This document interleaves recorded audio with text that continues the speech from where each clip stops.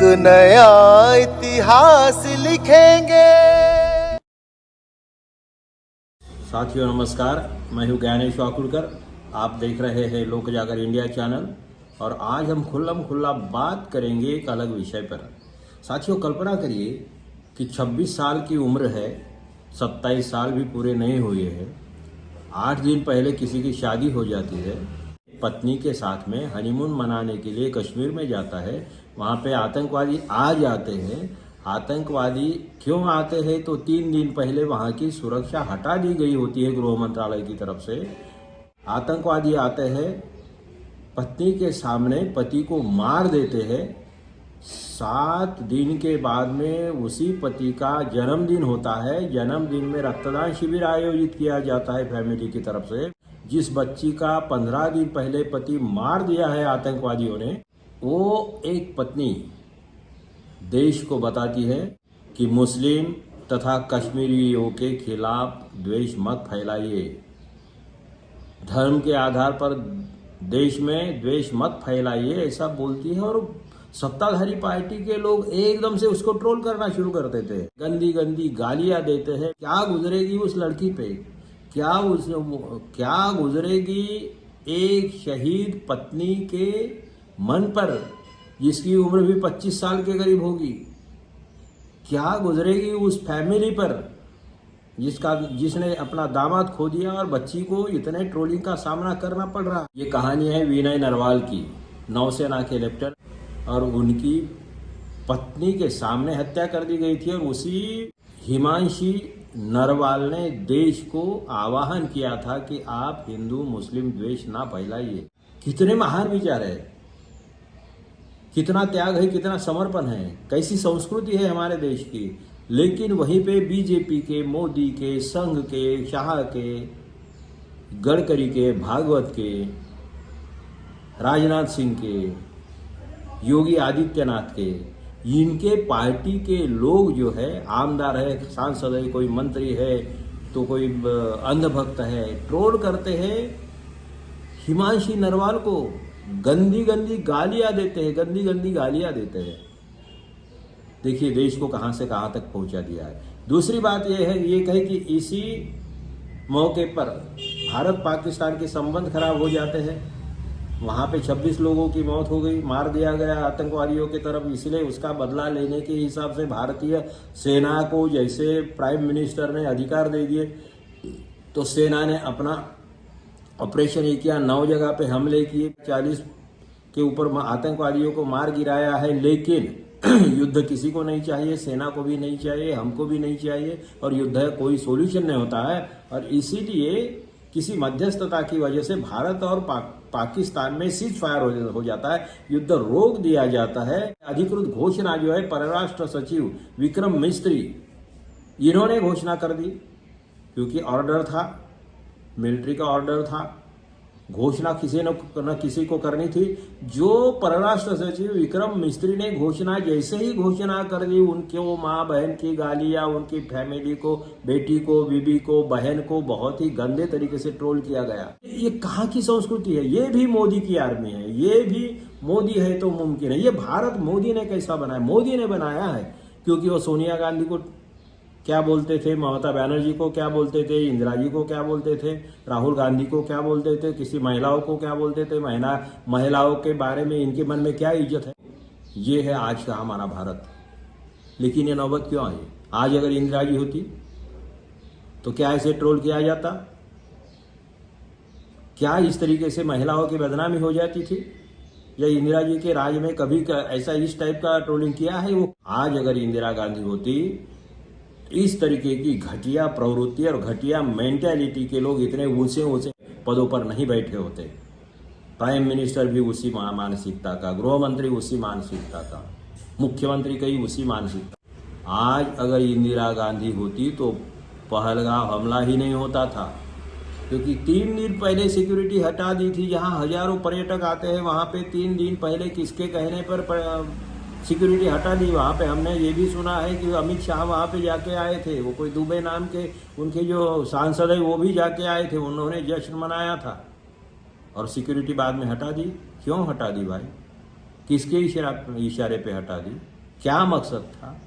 और यो आतंकवादी 1100 किलोमीटर अंदर आए सीमा से, वापिस चले भी गए, किसी को पता ही नहीं चला। अरे भाई 1 घंटे के अंदर तो पूरा घेर लिया होता, 1 घंटा भी नहीं लगता है। आजकल वीडियो है, सब सुविधाएं है, फटाफट अगर जैसे ही घटना हो गई तो 2 मिनट में खबर फैल जाती है। तो पुलिस क्या कर रही थी, आर्मी क्या कर रही थी, बाकी सिक्योरिटी क्या कर रही थी?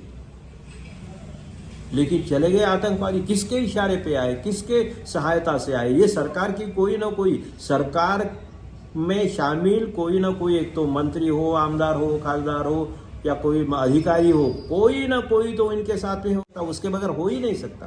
कोई ना कोई तो होगा ना, मैं ये नहीं बोल रहा हूं कि यही होगा, लेकिन ऐसा क्यों हुआ? अगर इंदिरा जी होती तो पुलवामा होता ही नहीं था, क्योंकि पुलवामा हुआ और चुनाव जीते, फिर ज्वर बढ़ गया है, वोट मांगे, चुनाव जीत गए, और इसीलिए इन लोगों की हिम्मत बढ़ गई। इसीलिए इनकी हिम्मत बढ़ गई, जिनको फायदा मिला उनकी हिम्मत बढ़ गई। अगर इंदिरा जी होती तो 300 किलो आरडीएक्स सीमा के अंदर नहीं आता। अगर इंदिरा जी होती तो जब राज्यपाल ने अगर खुद बोला सरकार को कि परिस्थिति बहुत गंभीर है, बारिश का मौसम है, ऐसे इसमें इन सैनिकों को एयरलिफ्ट करने के बगैर कोई चारा नहीं है, इनको बाय रोड इधर से उधर हटाया नहीं जा सकता, ये बोलने के बाद में इंदिरा जी ने तुरंत विमान लगाए होते। इंदिरा जी होती तो आरडीएक्स इतने अंदर आता ही नहीं था। और अगर ऐसा गलती से हो भी गया होता, ना उस अधिकारी को छोड़ा होता, ना ट्रोलिंग करने वाले बेवकूफ लोगों को छोड़ा होता। इंदिरा जी के सरकार ने इन लोगों को जेल में डाल दिया होता, जेल में ठूस दिया होता, या पकड़ के जूते से मारा होता। चौराहे पर जूते से मारना पड़ता है इन लोगों को, इतनी घटिया घिनौनी करतूतें है इनकी। अगर इंदिरा जी होती तो आपातकालीन सभी पार्टियों की बैठक बुलाने के बाद उन बैठक से बेशर्मी से गैर हाजिर नहीं होती, कभी नहीं होती, खुद हाजिर रहती, विरोधियों से बात करती, सहयोग मांगती, क्या करना चाहिए एक्सपर्ट लोगों से सहयोग मांगती थी, देश के सामने संबोधित करती थी, पत्रकारों से मिलती थी, नेताओं से मिलती थी, समाज सेवियों से मिलती थी। मीडिया जो है, जिसे गोदी मीडिया कहा जाता है, अब तो गोबर मीडिया कहना चाहिए, इस गोबर मीडिया ने जो जड़ फैलाया था, सवेरे का नाश्ता लाहौर में होगा, दोपहर का खाना कराची में होगा, क्या फैलाया, ये कब्जा किया, वो कब्जा किया।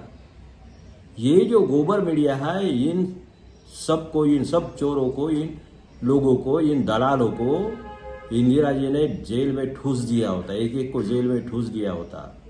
लेकिन आज हमारे साथ इंदिरा गांधी नहीं है, हमारे साथ मोदी जी है। मोदी जी को फिल्म स्टारों से मिलने में समय मिलता है, मोदी जी को बिहार में जाने के लिए समय मिलता है, बिहार में जाके चुनाव में और नीतीश कुमार के साथ में हंसी मजाक करने के लिए समय मिलता है। लेकिन ना मोदी जी को पहलगांव जाने को समय मिलता है, ना विरोधी पार्टियों के साथ बुलाई गई मीटिंग में उपस्थित रहने का समय मिलता है। तो ये है मोदी जी। मोदी जी डरपोक है, मोदी जी डरपोक है, मोदी जी टपोरी राजनीति करते हैं, मोदी जी झूठ की राजनीति करते हैं। जो आदमी जिंदगी भर भीख मांग के जिया है, ऐसा खुद बोला है, झूठ बोलता है, इसमें फर्क है। मोदी जी और इंदिरा जी में फर्क है। मोदी जी का इतिहास क्या है, जो आदमी भीख मांग कर जिया है, भीख मांग कर जिंदगी गुजारी है। लेकिन इंदिरा जी एक तो उनके पिताजी, उनके दादाजी खानदानी रिश्ते, करोड़ों अरबों रुपए की संपत्ति देश के लिए और आज़ादी की लड़ाई के लिए दान दे दी थी। जेल में गए, उनके दादाजी जेल में गए, पिताजी जेल में गए, माताजी जेल में गई, खुद जेल में गई, देश की आज़ादी के लिए लड़े और जिगरबाज थी, आयरन लेडी थी। बांग्लादेश के 2 टुकड़े कर दिए, अमेरिका और रशिया डांट दिया उनको कि आप अपना हमारे अंदरूनी मामले में ध्यान मत दीजिए, अपना देखिए। किसी की बात नहीं सुनी। वो इंदिरा जी थी। जब 77 में इंदिरा जी की सत्ता चली गई और 3 अक्टूबर 1977 को जनता पार्टी के लोग इंदिरा जी को अरेस्ट करने के लिए गए, तब वो घबराई नहीं, मोदी जी जैसे घबराई नहीं। जैसे किसी के झंडे और उन्हीं के कार्यकर्ताओं के झंडे देखे तो ये भाग गए थे पंजाब से, और फिर बोल दिया दिल्ली में आके एकदम घिनौना स्टेटमेंट दिया कि मुख्यमंत्री को बोल दो कि तुम्हारा प्रधानमंत्री सही सलामत लौटा है। भाई शर्म आनी चाहिए, क्या बोलते हो, तुम्हें कुछ अकल भी है? प्राइम मिनिस्टर की सिक्योरिटी मुख्यमंत्री के हाथों में नहीं होती है यार, किस लेवल का राजकारण करते हो? प्रधानमंत्री की सिक्योरिटी अलग से होती है, फोर्स अलग से होता है, और गृह मंत्री भी होता है, आपका ही है ना, आपके हाथ में, आपके कब्जे में है ना सब कुछ, और मुख्यमंत्री को बदनाम करते हो। शर्म नहीं आती है ऐसे प्रधानमंत्री को? शर्म नहीं आती है ऐसे गृह मंत्री को? हमें तो शर्म आती है, इनको आए या ना आए। लेकिन इंदिरा जी जैसे अगर सिचुएशन होती ना, इंदिरा जी को अरेस्ट करने के लिए जैसे ही जनता पार्टी के लोग गए, इंदिरा जी ने बोला कि मैं आऊंगी, जेल में जरूर आऊंगी, लेकिन मुझे हथकड़ियां पहना कर आऊंगी, मैं ऐसे नहीं आऊंगी, तो आप हथकड़ियां लेके आ जाइए। और अड़ गई, भागी नहीं इंदिरा जी, भागी नहीं। अगर मोदी जी वहां पे होते ना तो भाग गए होते, जिन कपड़ों में होते, बाथरूम में होते तो बाथरूम से भाग गए होते, खिड़की तोड़कर भाग गए होते, या दरवाजा फोड़कर भाग गए होते, मगर भाग गए होते। इनकी औकात कहाँ है इतनी? फेस करने की औकात कहाँ है? या फिर रामदेव वाला फॉर्मूला, कपड़े बदल के भाग गए होते, सलवार पहन के भाग गए होते, क्योंकि एक ही इसके है ना, चट्टे बट्टे है ना। तो कहने का मतलब इंदिरा जी है। ये जो है ये देशद्रोहियों का संगठन है। भारतीय जनता पार्टी देशद्रोहियों का वारसा चलाने वाली, देश की आज़ादी की लड़ाई में इनका कोई योगदान नहीं था, बल्कि अंग्रेजों के साथ में ये लोग थे। इनके लोग अंग्रेजों की मुखबिरी करने वाले लोग इनके साथ में थे।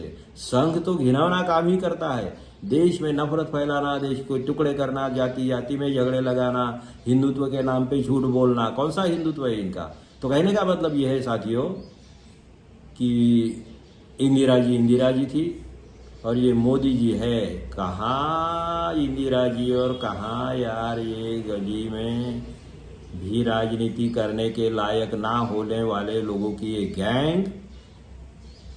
इसीलिए तो इनको संस्कार नहीं, इनकी संस्कृति नहीं है, इनको इज्जत नहीं है, महिलाओं की इज्जत कैसे करना ये मालूम नहीं है।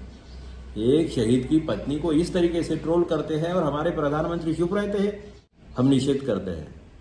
साथियों, आज अगर इंदिरा जी होती तो हमारा देश इस हालात में नहीं होता। खैर छोड़िए, अब तो जागिए, और युद्ध रुक गया, बहुत अच्छी बात हो गई है, क्योंकि युद्ध किसी को नहीं चाहिए। युद्ध में किसी का भी फायदा नहीं होता, आम जनता का कभी फायदा होता ही नहीं है। ये बुद्ध का देश है, गांधी का देश है। तो आप देखते रहिए लोक जागर इंडिया चैनल, लाइक करिए, शेयर करिए, सब्सक्राइब करिए। धन्यवाद। यही मेरे देश का कल है। एक नया इतिहास लिखेंगे।